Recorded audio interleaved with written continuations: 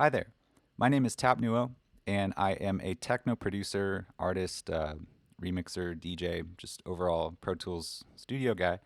And I'm from Los Angeles. Today, I'm going to be doing a tutorial breaking down one of my tracks, which is called Relaunch. And this is available now off of my new release, Techno Mixtape 2. So go grab that. It's on Bandcamp, Spotify, SoundCloud, anywhere you can find music. It's an independent release, actually. So, for sake of example, let's just go ahead and listen to what the track sounds like.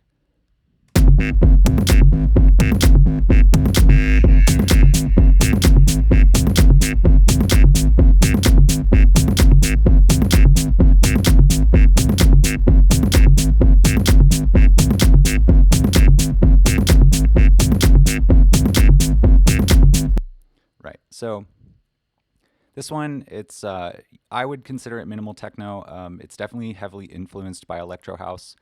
When I incorporate electro house into my tracks, it's not the melodic parts that I'm influenced by. It's the drums specifically from artists like No Mana, Wolfgang Gartner. I just love that really bouncy 128 BPM kind of stuff. But definitely a more stripped down approach when I'm producing. I've found that less is definitely more. So, uh, real quick, this is the master of the track. And if you watched my previous tutorial of another track from the mixtape, I mix my tracks analog on a console at a recording studio here in Los Angeles. It's actually called Big Bad Sound. Shout out to Zach and Jack that own that place. They're great cats. It's more of a rock studio, but I go there doing techno because I'm able to use rock oriented equipment such as guitar pedals and different preamps and stuff that just give you really cool tones. So let's go ahead and hide that master and make it inactive. Now, with techno, of course, you always want to start with the kick drum. And the way I did the kick drum is a plugin in Pro Tools. It's a stock plugin called Boom, and it's just a simple kick drum. I believe it's the Fat 808. Oh wait, hang on. Let's solo that. Yeah, so as you can see, it's a little bit of a boomier kick. It has like a tail to it. So I rendered that and printed it into this channel here. Okay, so I rendered it here and added some distortion. And then when I printed it, it ended up having, I don't know if you can hear that. It has kind of like a click at the end of it. And I wanted to darken it because I used to be really into these sort of like ultra clicky kicks, but I've found that the kick, if it's mixed right, it's still going to cut through the mix, even if it doesn't have the like most insane amount of click to it. So I rendered it out into this channel here. And then I did in Audio Suite a program by Isotope, which would be the RX6 declick. And it just smoothed it out. It darkened it a little bit. So then this would be the final kick that we end up with. Oh yeah, and so in the beginning of the track, the kick is high passed, just for like a little mix in. So yeah, nice dark kick. And then on my breakdowns, I like to use an 808. If you watch my previous tutorial, I kind of go into that of using an 808 to signal to the listener that something's coming. And that is a very simple 808 with a little bit of distortion. Not much, a little saturation as well.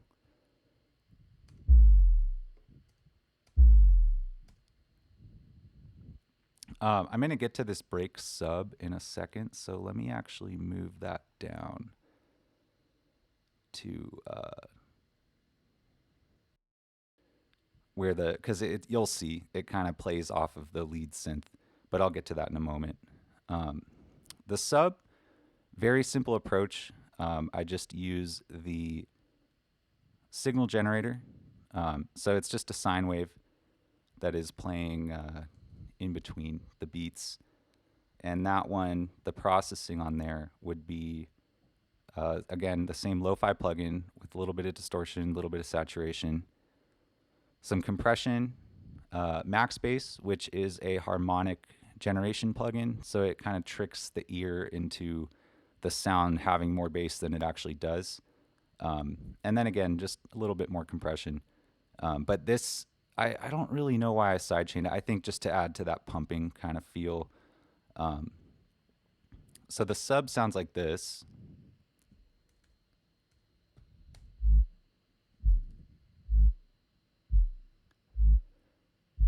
And you'll hear it goes up and then down. And the way that it goes down is I rendered, it's using the same audio suite, except that would be the pitch shift and verify. That's basically just a tape stop kind of plugin. So it just gives that like pitching down sort of effect. So now let's hear that with the kick.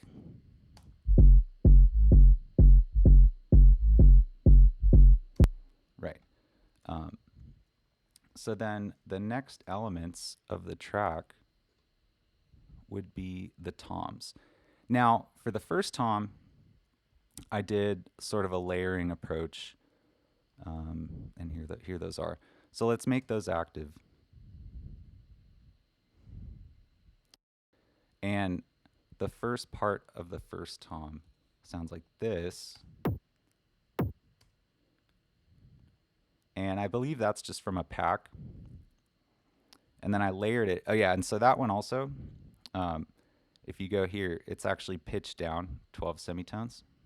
And I'll leave that because the elastic audio in Pro Tools is great for different pitch adjustment.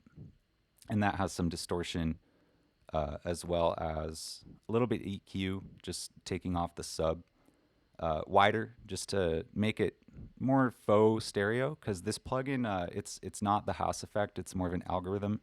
And in my previous tutorial, I mentioned that I use this a lot. It's a mono-compatible plugin. And then I have the second layer of that tom has the lo-fi. It's a different version of the lo-fi. It's another stock Pro Tools plugin, and it's reducing the sample rate. So you get sort of, I guess, like a glitchiness out of it. And those together. So this, the second layer of it, it's coming in a little lower because it's complementing the initial sound.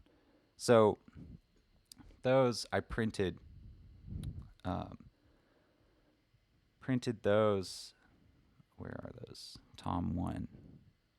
Okay, so yeah, Tom 1, I printed those, and that sounds like this. Now, Tom 2, let's go ahead and hide these guys. Tom 2.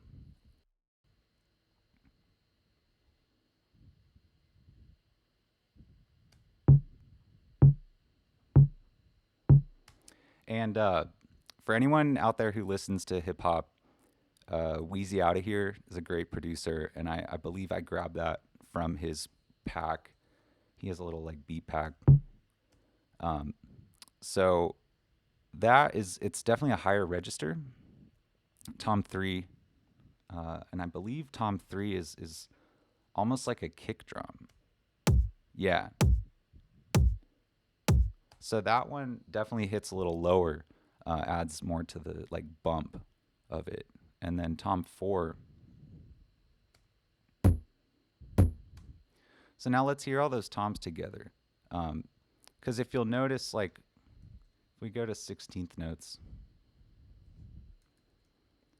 they're all kind of coming in at slightly different times, which ends up with something like this.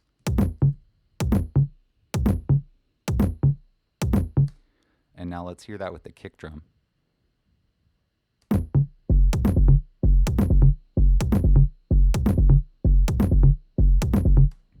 So you get that sort of like rolling effect. It's like a super rhythmic rolling sensation that the toms end up giving each other. So now let's go to the clap. And when I'm doing tracks like this, I oftentimes do a reverse clap. So the way I did that is if we go here, Command 1, zoom. So if we go here, you'll see I have a sample that I had reversed. Pro Tools has a great plugin called Sci-Fi, and the bad contact preset is something I use a lot.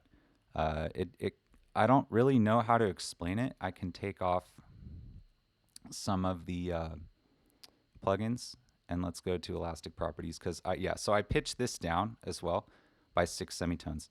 Now if we hear the sound just on its own,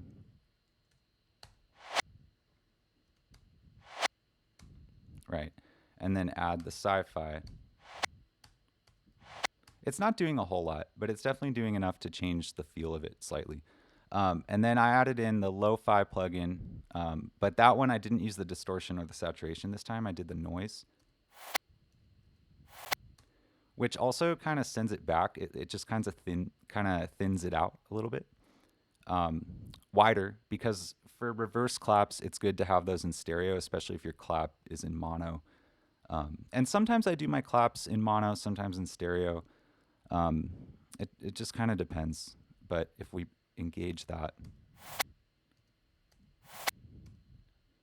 and then the Kramer channel strip plugin. So that's all. All it's really doing is just boosting a little bit on the top.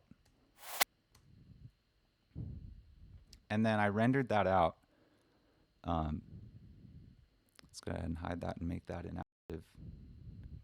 Over to the wide reverse clap.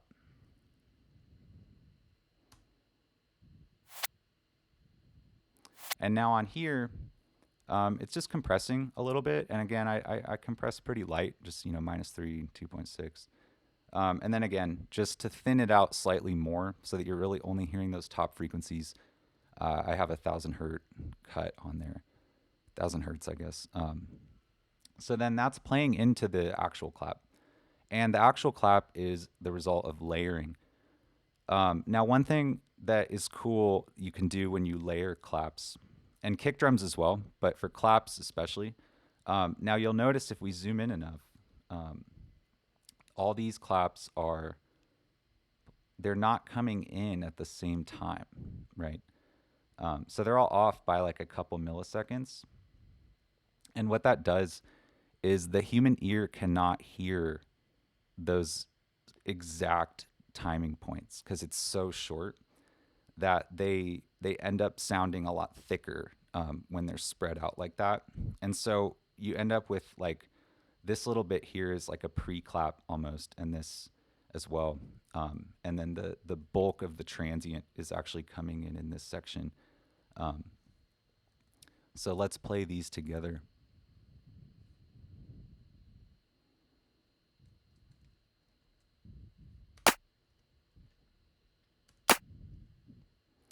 And I guess for sake of example, I could go through and play them individually. So that one has the smack attack, just a little transient shaper.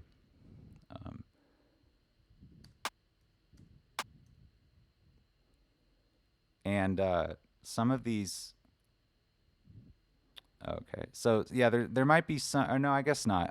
Sometimes I use the elastic audio to do some semitone shifting, but I guess in this instance I did not. But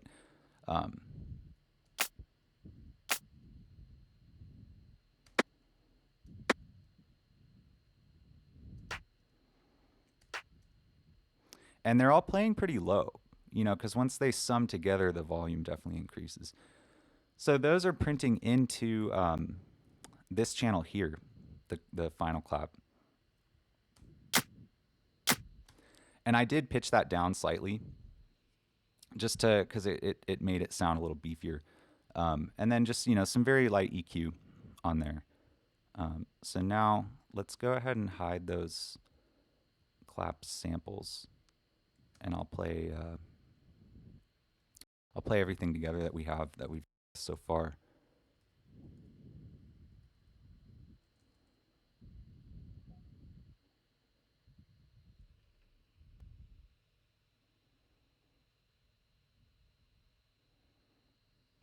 The fan on my computer is going insane right now.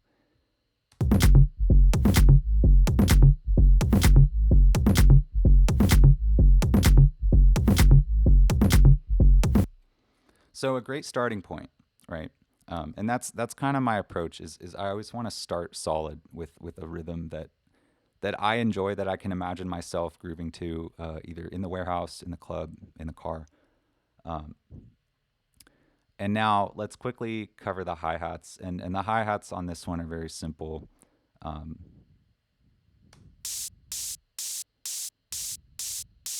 so I'm a big fan of those sort of metallic hi hats.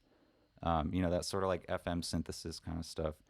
And this one, I'm running. I have a lot of distortion on that, which essentially just adds more like white noise, um, some EQ, you know.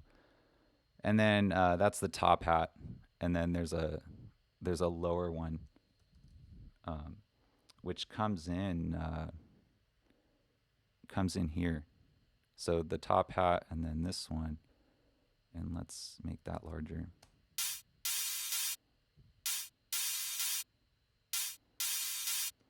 And this second hat is actually from Logic. The Ultra Beat drum machine has some really cool sounds in it, and what you can do is just locate the specific sample that it's playing, and it'll show you that in your Finder. So I just imported that into Pro Tools because the reason I like this hat, it's very stereo. On top of that, I guess I didn't do it in this iteration, but sometimes I will pitch those slightly. So then let's hear that all with the rest of the drums.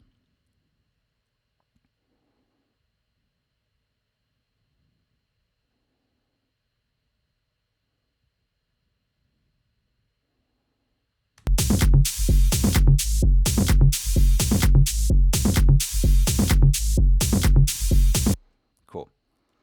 So now that we've got all that out of the way, let's get to kind of the meat of the track, and this is where I'll be discussing my more or less patented process. But I mean, it's just something I came up with by accident, and I did discuss that in my previous tutorial. Um, Something I came up with as a result of just using Pro Tools so much, and that would be the quote unquote no MIDI method, right? So let's go ahead and make this active. And I always start with a sine wave. Sine wave that I end up distorting. So it really does turn into a square wave. And for sake of example, let's go ahead and disengage the plugins on this channel.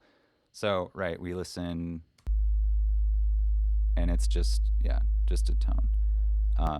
And again, that's why I use the analyzer. So this sine wave is playing at the same frequency of the kick drum. And I start with just distorting it. I use this plugin pretty much all the time when I'm doing this technique. And then the vintage filter. So this is another way that I get movement out of that initial sound. And I like this because if you'll notice, it has LFO, so you can sync that and decide how much depth it has. But also it has an internal distortion, so you can get more color out of that sound that you start with, out of that square wave. So now if we add that, right, it just takes me back to that 2010 dubstep kind of stuff, the really wonky stuff. And then Filter Freak. This is another big part of my process. So let's engage that. And all this is doing is it is a square wave that is coming in dotted quarter notes.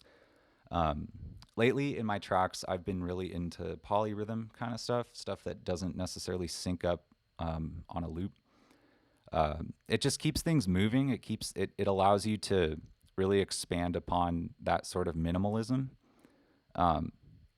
So let's go ahead and hear how this sounds.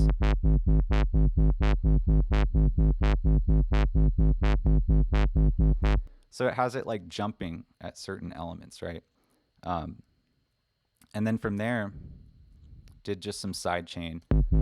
And you're not seeing the side chain come in right now because The kick drum, oftentimes I'll do a separate sidechain channel. For whatever reason on this project, I had the sidechain going directly off the kick drum. Um, and then the talk box. So the talk box is super dope. This one, another stock Pro Tools plugin, and you'll hear the difference when we add this in, right?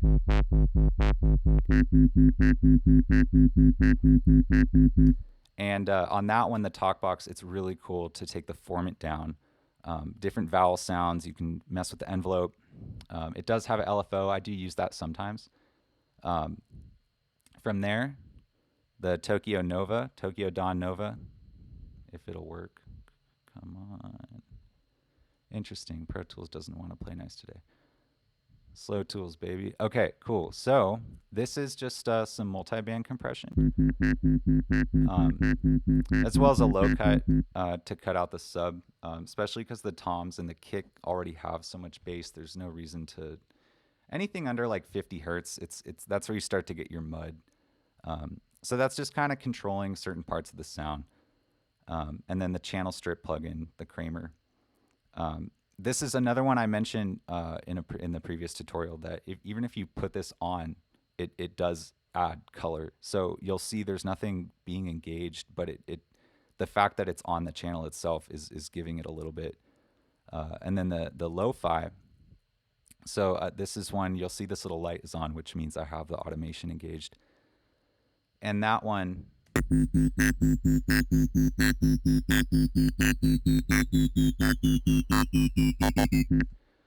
so that just adds more. It's something I use to signal my arrangements. It's like when that starts to come in, it kind of signals that more things are coming. And you'll hear that little like different wobble, right? So this part right here is the vintage filter. So it quickly goes to a different time. And that does come in and out.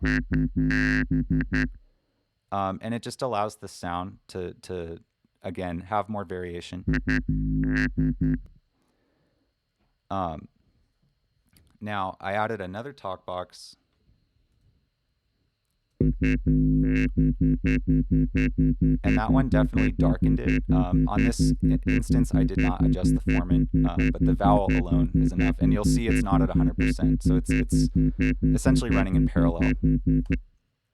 And then just some EQ. And mainly on this one, the EQ was to take out some very specific frequencies. I don't normally pull down to like almost -8, but I knew going into this that I was going to fill back a lot of those harmonics in the studio with the analog equipment. So then, and another thing I should note is the reason this channel is named that is when I was designing this sound, I had these first things on, and then I started messing with some of the settings, like just the talk box and adjusting certain parameters, and then I really liked how it sounded. So to remember the feeling that it gave me, because again, music, it's just a feeling. To remember that, I was like, okay, I'll call it that, because you'll see in kind of my hidden tracks, there's like some like possible lead bass or filter freak design. I had been experimenting based off of those drums that I made, kind of what would work, right? So then I got that initial sound, and let's just make that inactive.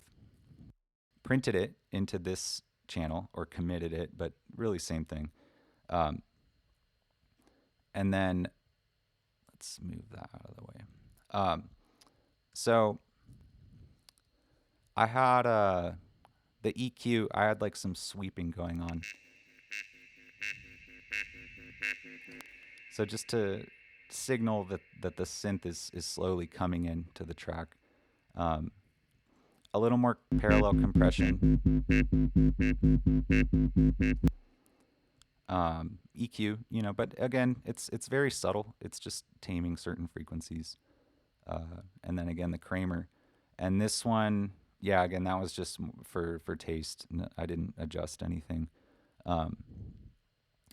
And then that is going to the black hole reverb as well as the synth distortion. So if I take off if I mute these or make these inactive real quick, you'll hear difference. So it still sounds kind of, I guess, like thin is the word. So if I make synth distortion active again, let's go quickly down to that channel because the synth distortion is really adding a lot to the sound. And so it has just the stock Pro Tools distortion going on. The wider plugin, which is just doing a lot of width.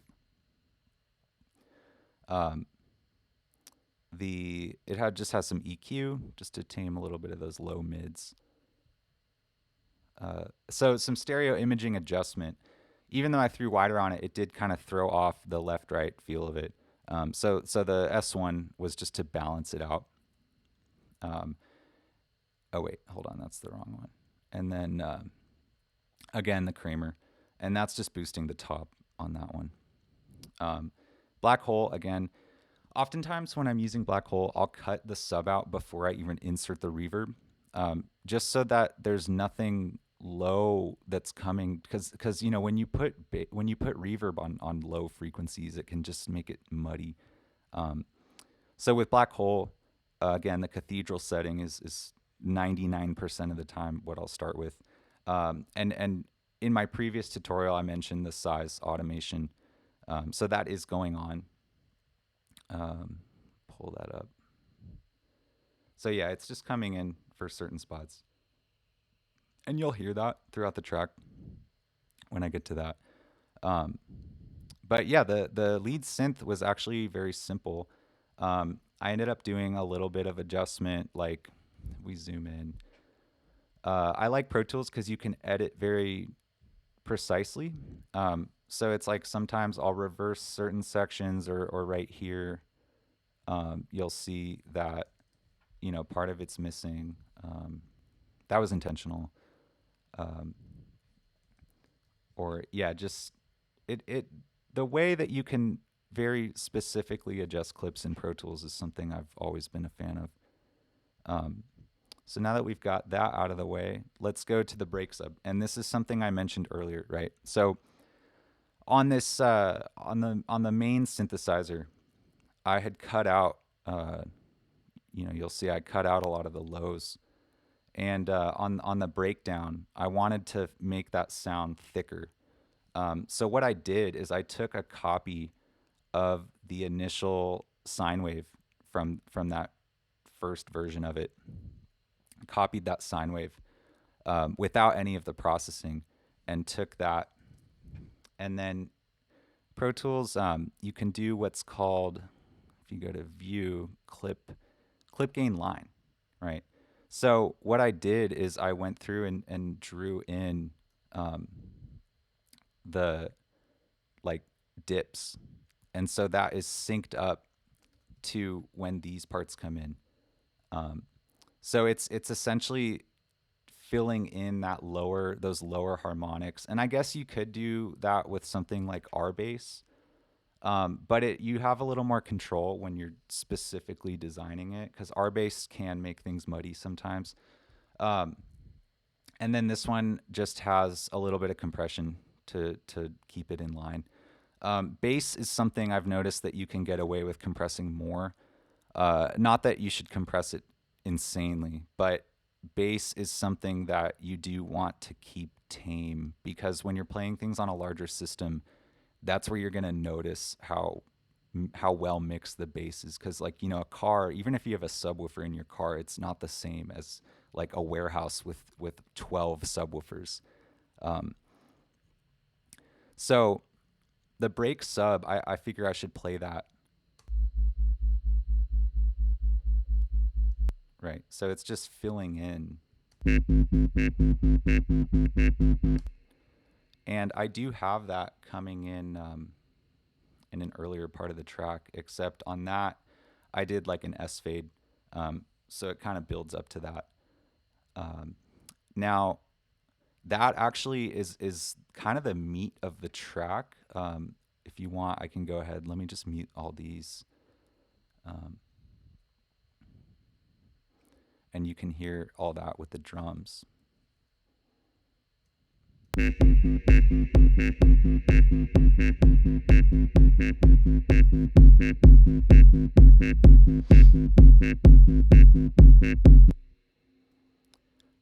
Another thing I should mention is when I took the track to the studio, so there is a lot more coloration that is coming through the master of the track because this, again, I took this Pro Tools session and you know, aligned it to the corresponding channels on the console. So there is further processing that was done in the studio, but I guess that's kind of where the secret lies with my specific style. You know, you can't give away everything. Um, but let's get to the siren. So the breakdown has this little siren effect, and the printed version of that would be right here.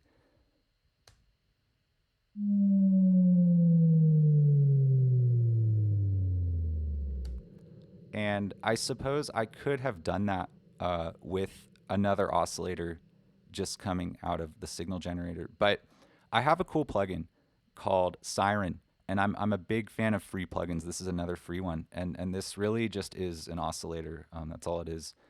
You have different, you know, wavelength types, but all that's doing is it's a single MIDI note. Now what you'll see is I did trim it right there because it does come back up, and I just didn't need that. So I trimmed that. It has a little bit of well, actually a bit of distortion coming through. So I rendered that. Let's go ahead and make that active. Rendered that into this one. And for sake of example, let me mute the reverb. And it has like a chorus going on. And the chorus adds just some modulation. And it also definitely widens it. And then I'm just boosting a little bit of the mids to help it cut through the mix.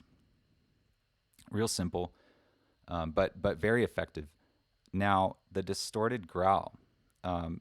There are 2 growls in here, and let's hear that. And that's actually another free, there was a free sound pack put out by a guy that's on Mousetrap. And there are some cool sounds in there, definitely more like bass music kind of stuff, but useful for effects in the style that I make. So let's hear that without any of the plugins on it. There we go.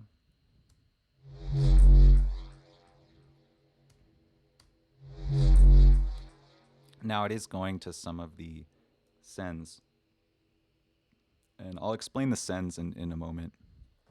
But what I did is I trimmed it and I reversed part of it, and then faded it because I believe, like, yeah, so there's more to that sound, but I didn't need the rest of it. So I used the wider on full max capacity on that one. Just and you'll see it did throw it. It threw it to one side, but it's okay because it's not a main sound. And then an EQ, but all that's doing is just cutting off the sub. Distortion, which is it's not doing a whole lot, but it's definitely there. And also I like that flanging that kind of comes through, and I'm not sure. Let me check on the. No, I didn't. Okay, so sometimes the reason I brought this up is sometimes on my reverb, I'll put a little bit of a flanger on the reverb, but that's actually coming from. What is that coming from? Oh, it's probably coming from the delay. Anyways, and then the Kramer, again, very light boost at like 700. So we end up with, and that's one of those sounds that, because it comes in on the breakdown, it's another sort of like trigger sound that just signals something else is happening in the track. Now let's go to the distorted growl 2. So the committed version of it is down here. So let me show you the raw sound. And let's take off those plugins.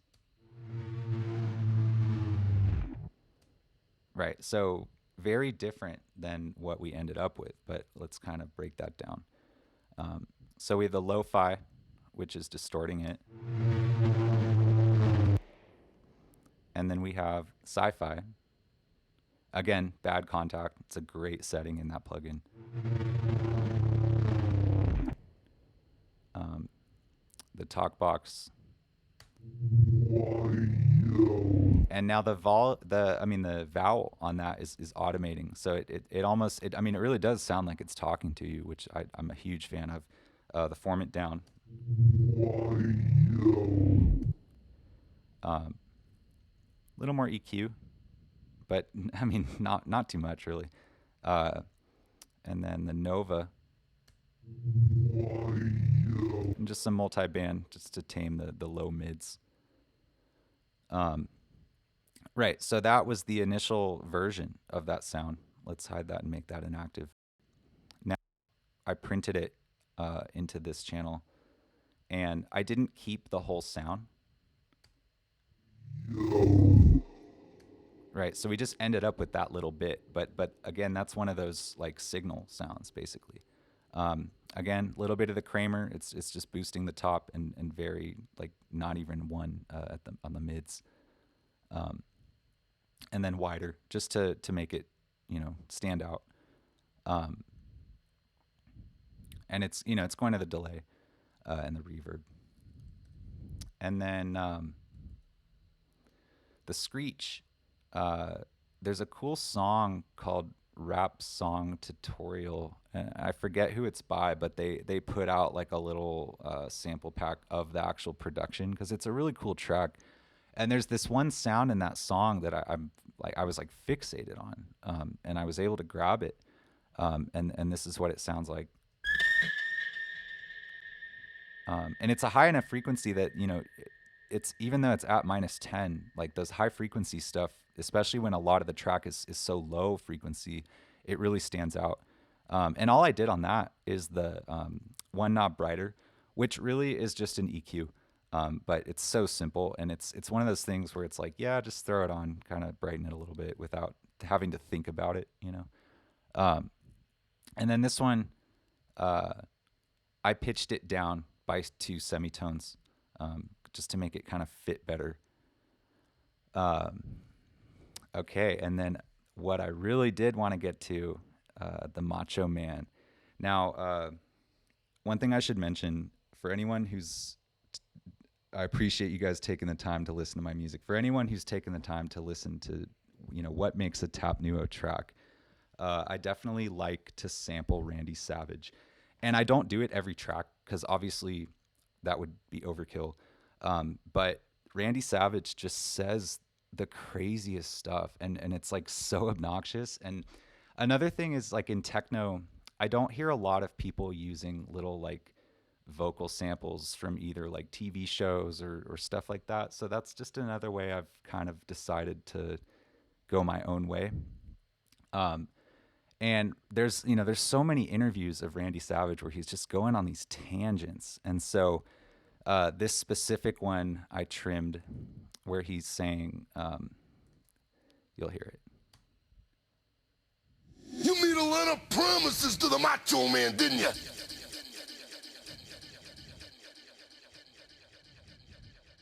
Promises that you didn't keep. Right. So it stood out to me. And it was something that, like, again, one of those sounds that can signal that more is coming in the track, because the promises you didn't keep comes in right before that drop. And the delay on that, it worked out because there was enough space to let that delay really breathe. I'll explain the delay in just a moment. So the actual vocal recording, what I did, and this is something I kind of learned from working in the studio with rappers, is you can design like a reverb off of something that someone says, print that reverb, and then reverse it and have that like it like comes into what they're gonna say. So on that, I took a part of the vocal recording, and it's a cool way to like bring him in without having him like initially right in your face.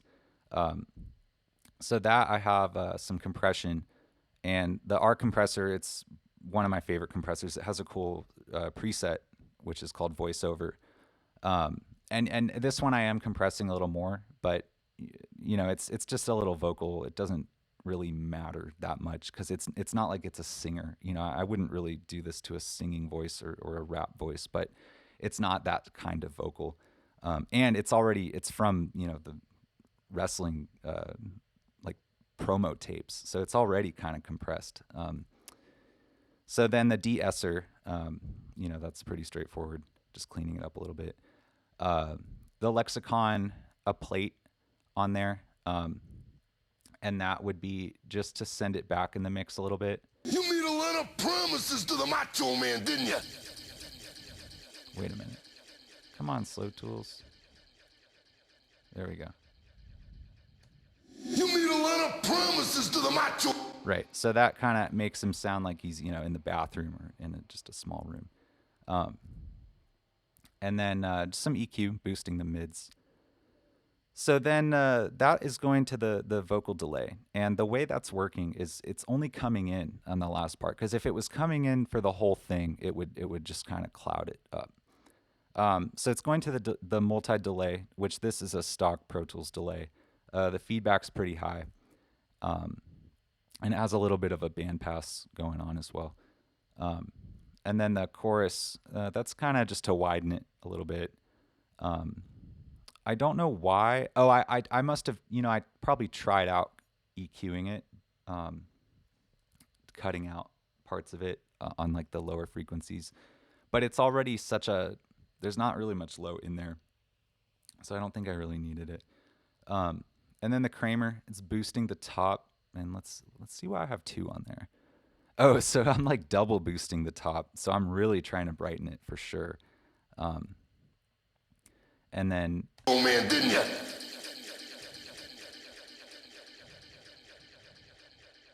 and the goal on that was to get it to start to go away right before, that second vocal comes in.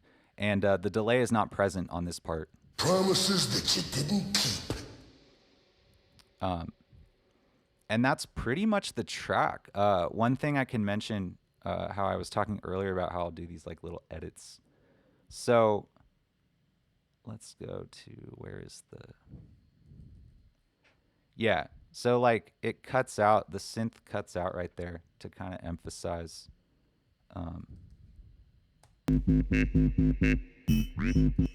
Yeah, another thing I should mention too, I'm pretty sure.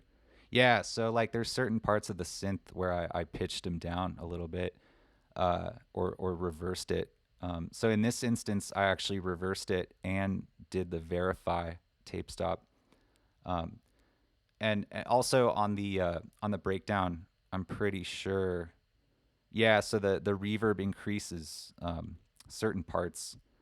Because Black Hole is one of those reverbs. It's very easy to overdo. A lot of my older tracks, I used to use too much reverb.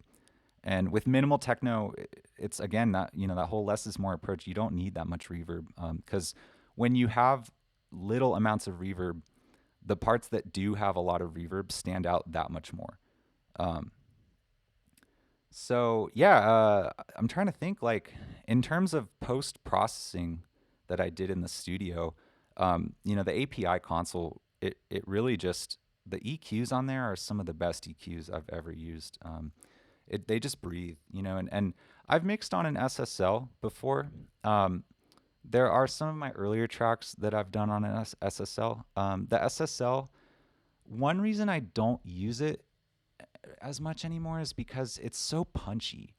And a lot of mixes in techno specifically, well, really just electronic music, people want their stuff like, punching so hard that sometimes personally, I feel it's like excessive. And I'm always a fan of mixes that have more depth to them. And so the API is something where it just, I feel it allows things to breathe and have more space to be cohesive together. Although I will say regarding an SSL, I do put the SSL master bus compressor, but that's like an external unit, but we'll patch that into the master channel in the console when I'm printing. But yeah, thank you for taking the time to check out this tutorial today. Again, my name is Tap Newo, TAPNEWO. Hit me up on Twitter. Check out the new mixtape. Send me a DM. Send me an email. Yeah, I truly appreciate the support that has been going on for the past couple years. Major shout out to 6 a.m. Group from Los Angeles. If you don't know about 6 a.m. Group, definitely check them out on social media. They are kind of your place to be for techno music, specifically in Los Angeles. Um, cool. Well, have a great rest of your day. Thank you.